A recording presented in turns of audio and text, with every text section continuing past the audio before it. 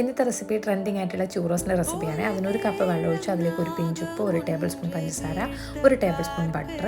ആ വെള്ളം തിളക്കുമ്പോഴേക്കും ഒരു കഷ്ണം പട്ട എടുത്തിട്ടൊന്ന് പൊടിച്ചെടുക്കുക. അതേ വെള്ളം തിളച്ചിട്ടുണ്ട്. 1 കപ്പ് വെള്ളത്തിലേക്ക് 1 കപ്പ് മൈദ ഇട്ടിട്ട് നന്നായിട്ടൊന്ന് കുഴച്ച് മിക്സ് ചെയ്തെടുക്കുക. ഇപ്പോൾ അത് അടുപ്പ് ഓഫാക്കി ഇനി ഈ മാവിലേക്ക് നമുക്ക് ഒരു മുട്ട പൊട്ടിച്ചൊഴിച്ചെടുക്കണേ.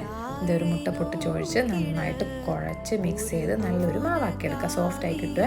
ഇനി ഒരു പൈപ്പിംഗ് ബാഗ് എടുക്കുക, അതിലേക്ക് നോസിലിട്ട് കൊടുക്കുക. എന്നിട്ട് ഈ ഗ്ലാസ്സിലോട്ട് വെച്ചിട്ട് നമ്മുടെ ഈ മാവുണ്ട് നല്ല സോഫ്റ്റായി വന്നിട്ടുണ്ട്, അതിലേക്ക് മാവ് ഇട്ട് കൊടുക്കുക. അതേ മാവ് ഞാൻ ഫില്ല് ചെയ്തെടുത്തിട്ടുണ്ട്.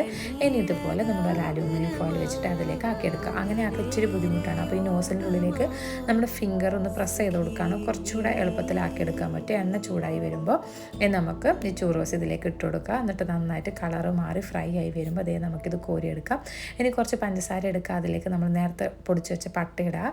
എന്നിട്ട് ഇതെല്ലാം കൂടെ മിക്സ് ചെയ്യുക. അപ്പോൾ അടിപൊളി ചൂറോസ് റെഡി ആയിട്ടുണ്ട്. എല്ലാവരും ട്രൈ ചെയ്ത് നോക്കണേ. കുട്ടികൾക്കൊക്കെ നല്ല ഇഷ്ടമാവും.